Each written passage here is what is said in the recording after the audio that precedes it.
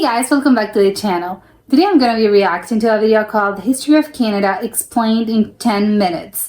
So this seems like a small amount of time to summarize a whole country's history, but I'm excited because I think Canada has a complicated history and I'm not that well versed into it. So I'm excited. Let's check it out and comment, like, and subscribe.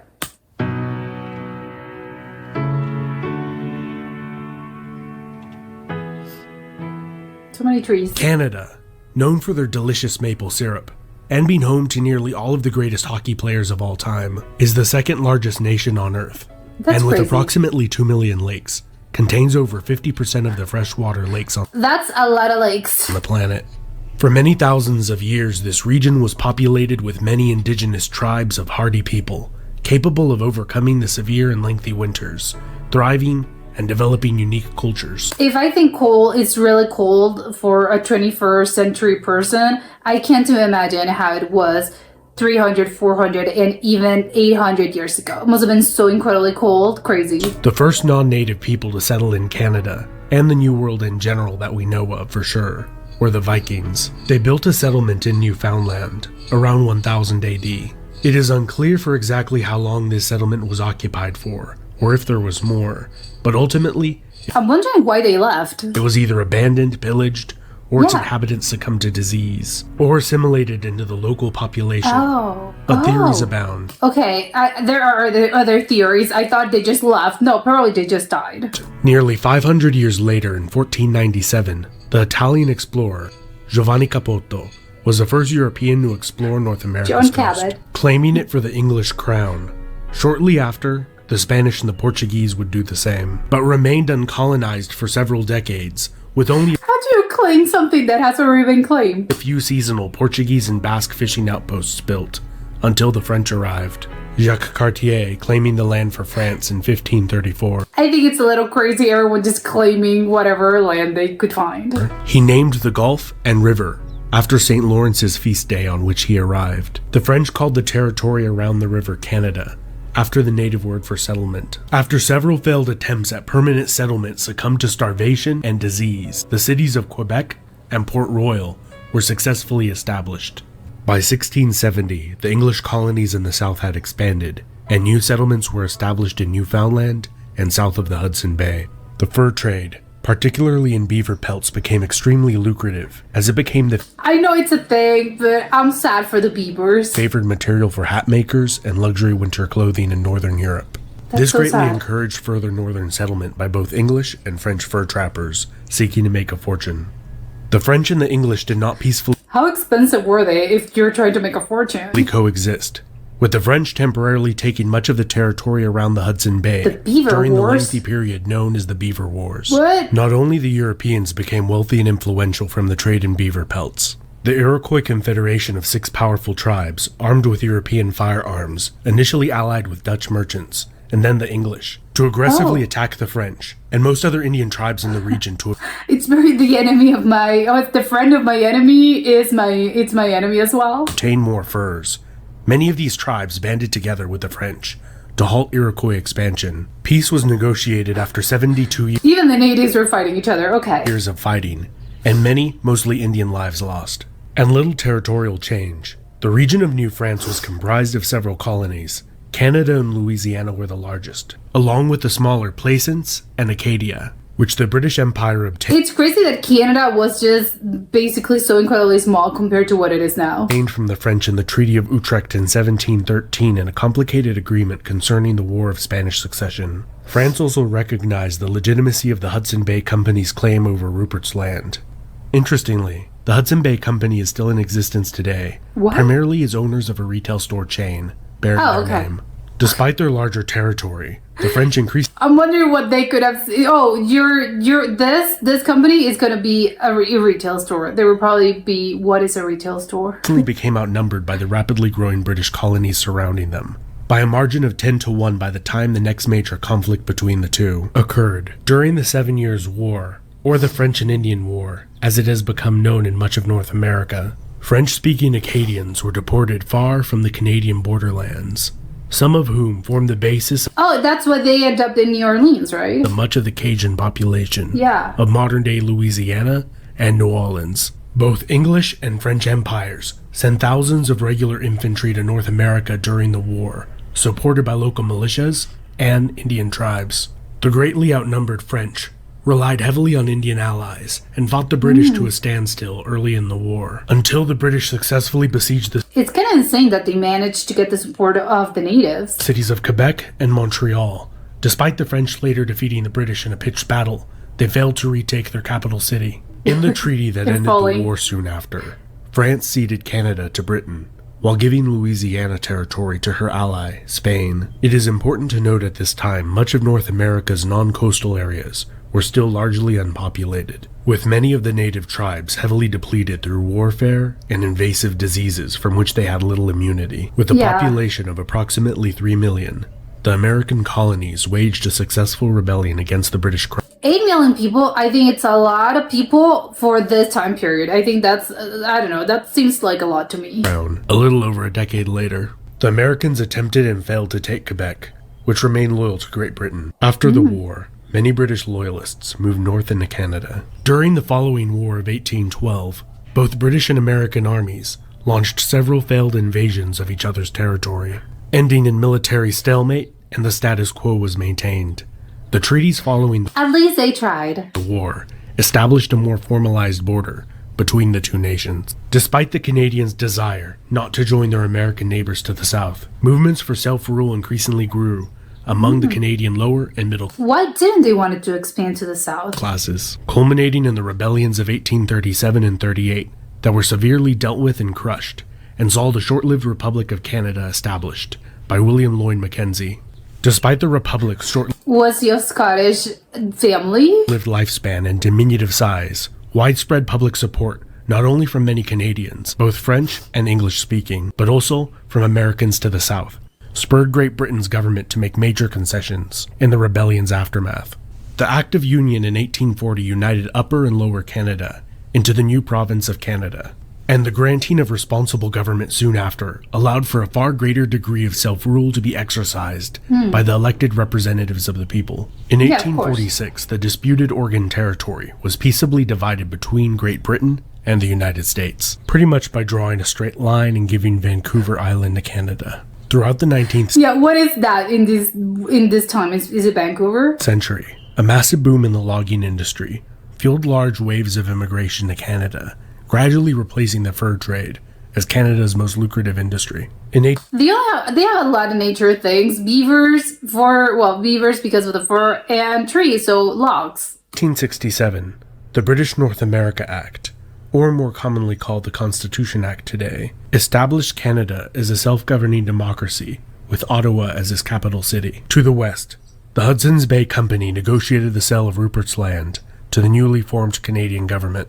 The Métis people, of mixed European, primarily French, and Indian ancestry, were the largest population of the Winnipeg area of what is now Manitoba. Fearing Can't you just sell the land to the government? Well, yeah, I'm guessing you can't. I don't know. It's a weird concept. the land they had held for generations would be seized by newcomers from the east, they Oh. rose in rebellion, creating a provisional government. And after a tense standoff, an eventual occupation by federal troops, many of their demands were met, respecting their rights. The leader of the rebellion, Louis Riel, would lead So they were trying to govern themselves. What was it with that? another larger but less successful rebellion 15 years later that ended with his trial and execution. Louis Riel became a martyr or villain to many Canadians. His death villain. increasing the tensions between Indian Métis, English, and French groups in society. Because of the key role the partially completed Transcontinental Railway played in the suppression of the rebellion, political support for completing it soared among English-speaking Canadians, and the railroad was completed in only 4 years from when it had begun.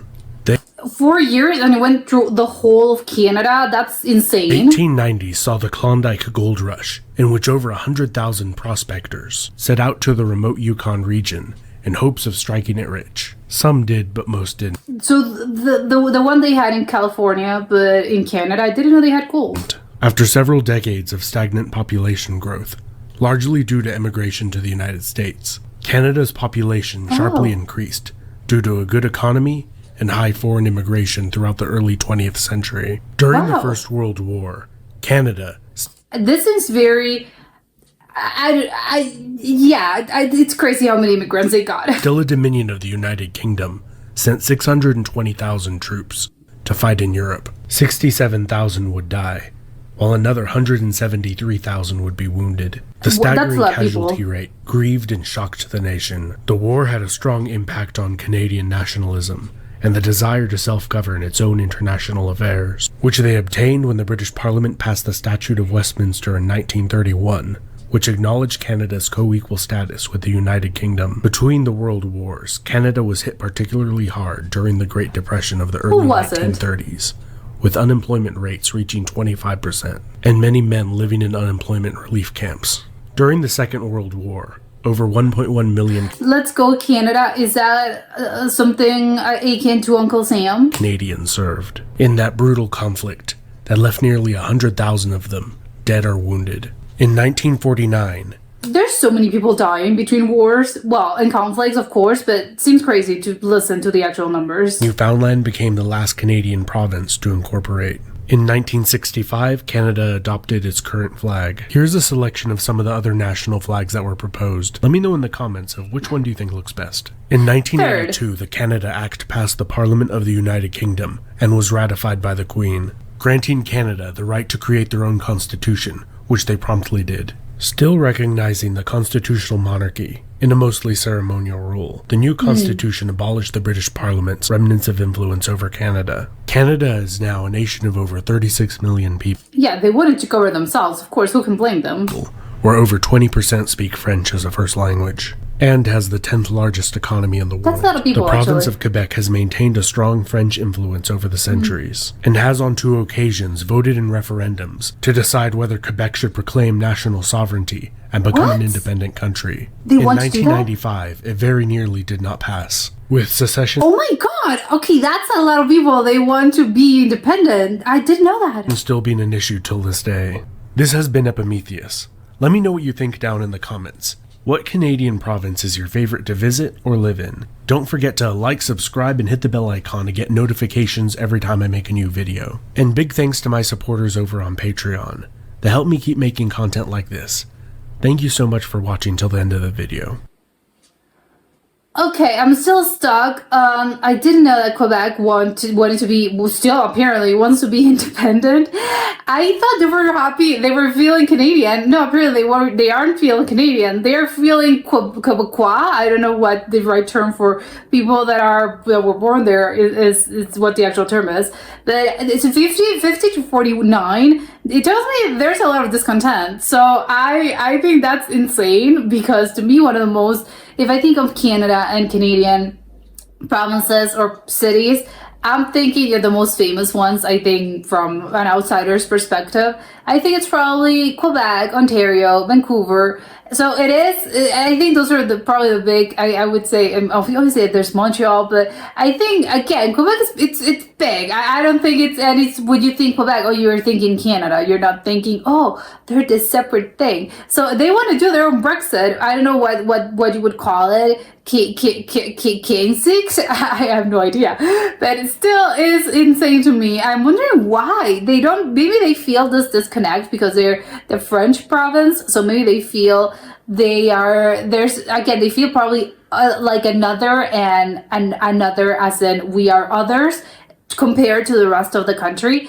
Probably that's what I would assume, right? They don't really feel that Canadian because of the French aspect of it all, because there's a lot of French influence. So probably they're not feeling, again, and yes, they don't feel they have a lot in common with people from Alberta or British Columbia. I don't know. So maybe that's why they want to cut the ties and be, no, we are our own thing. That seems crazy to me. If it ever comes to pass, I don't know what if they are still actually working on this, or if it's bound to happen at some point. Probably, what the experts say.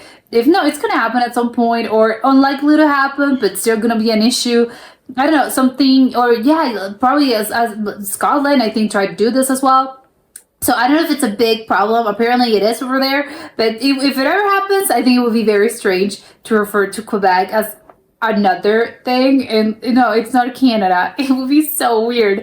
But obviously, if that's what they want, well, hopefully they can at some point they can do it, because again, people should be able to decide what they want, who they want to belong to. I don't know, but I think this was a good explanation. I think there's a lot of things that I'm a little unclear. The whole revolution of this guy, the I think it was the Northwest Rebellion or something of the sort, Louis something. I'm a little unclear on why he was villainized. He apparently wanted, and he was killed. I'm a little unclear, because obviously nobody in the government doesn't really like rebellions. So yes, I understand from that perspective why he was killed. But yes, of course he became a martyr, because yeah, he's the leader, and you murder him, of course people are not going to be that happy. But I don't understand why he was a villain, or why people wanted him dead, because I don't know what he wanted. I think I don't know, I think I got lost a little bit.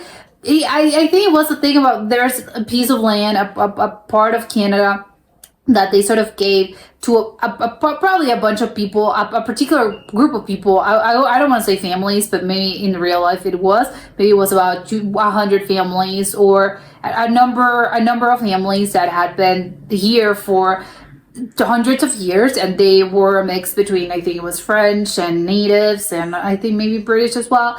But again, it's something a bit Creole, probably. That's how I am imagining this. Probably maybe I'm off. But again, they sort of gave this piece of land to these people, and again, it was sort of a Creole type of mix. And then at some point they wanted to take they take this land away from them, and probably they were no, we've been here for hundreds of years, we bought it, and I don't know, but I think obviously I'm summarizing this and oversimplifying this, because probably there was a lot of economical aspects that I am unaware of, and obviously they probably took a huge part in this. And yeah, it was really economic aspects, and probably things with the tribes and the natives, probably were fighting over territory. But I think ultimately, yeah, people fight over territories, but I think ultimately it's because, in this territory there's something of economic importance, and that's why people are fighting over it. People, I don't think, are fighting, because we want to, I mean, not at some point, yes, but I think this sort of semi-recent times, I don't think people were fighting just because we want to expand, we want the land. No, it's because land, and specifically the places, have some sort of economic importance. So whether that is maybe there were beavers for the fur trade, or they had a lot of logs. So yes, we need this for our logs. There was a lot of trees. I think Canada it's one thing. If I don't think that's changed. There's a lot of woods, and there's a lot of beautiful landscapes, yes, but there's a lot of trees, there's a lot of woods, because there's a lot of it, I think, is uninhabited. So it makes sense to me that yes, of course people want to everything's sort of made out of wood, because they have huge miles and miles and miles of trees. So of course they want to cut them, because obviously I don't know, yeah, wood is still big in the world economy, right? I think even in this day and age, where people, I think it's more industrialized, I think people still use a lot of wood for different number of uses. So yes, of course. But in those days, I think in the 1800s, of course, it was the number one thing that people needed. So I am wondering if it was because of that, or it had to do with the gold situation, the gold rush that I had. I wasn't aware they also had gold. There's gold is there gold in Alaska? I don't know, because it's kind of similar to Canada. I don't know where gold actually is, but I didn't know they had their own gold rush. Apparently people were looking numbers. Yes, of course, when there's gold, people are going to be there to make it, see if they, well, obviously not in this day and age, but back in those days, of course, people wanted to see if I strike big, if I find myself a little, I don't know how much gold you needed to become rich back in those days. But yes, of course, everyone wanted to. I don't know how many people actually did this and became rich. I think probably not. I would assume it was probably big companies that were rich. And people, I think it was, 1% of the people that were trying to, yes, I'm gonna I'm gonna immigrate to Canada to see if I can find gold and become rich. I think that's probably 1% of the people that went there. I don't know, maybe I'm wrong again, but that's how I am imagining everything. But yes, this is that part was very interesting, just because I didn't really know that. I was completely unaware they had their own gold rush. And the whole part of it, I think it's really, as in the whole how Canada, I think, was formed. It's kind of crazy to me, because I think usually, well, not always, but I think sometimes there's countries where they used to be so incredibly big, and with time they just got a little smaller because everything sort of got separated into, we are our own territory, and the other, to the west, people said as well, no, we are our own thing. And it's normal, and because also as well, it's normal that you kind of lose territory as well as years go by. As with the same with the U.S. and Mexico, that happened as well. Well, it was bad for Mexico, but yeah, it happened. It was normal. But to me, it's kind of interesting that Canada actually started the opposite. I think they started being kind of small, but they just expanded with time. Which obviously I think that's natural, but I think they kind of came out late. I don't know how to explain this. I think it's just because I'm comparing it to the U.S. and I think it's normal. Yes, the U.S. had some wars, and yes, they sort of lost the territory they won, yes, and then because, yes, the territory, especially to the south.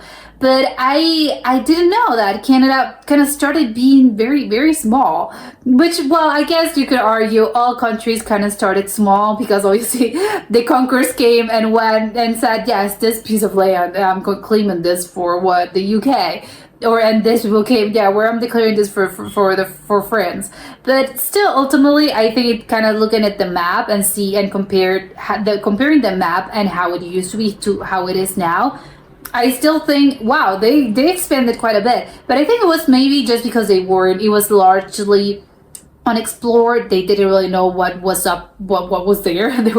It's a huge territory, it's a huge country. We only managed to get it here, and because conflicts keep arising, then we can't keep expanding, or at least see what's beyond our borders. So maybe that's why, and I think that's probably the most likely explanation.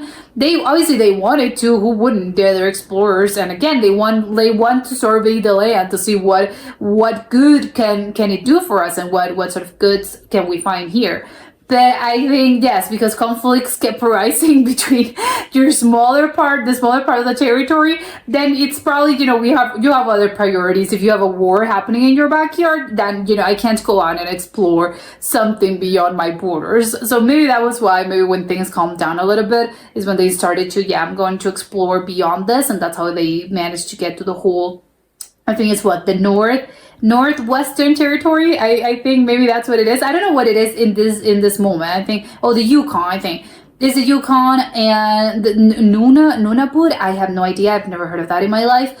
I think maybe those are, I don't know how many people live there. Looking at the map, seems probably there's a lot of smaller, I think, islands, and a lot of probably lakes. I don't know. I would imagine not a lot of people live here, just because it must be incredibly cold. It must be incredibly harsh to live here. So I would imagine not a lot of people actually do live there. And I would imagine most people live in that sort of, from that border and below that border, especially, again, the Yukon and the Northwest Territories.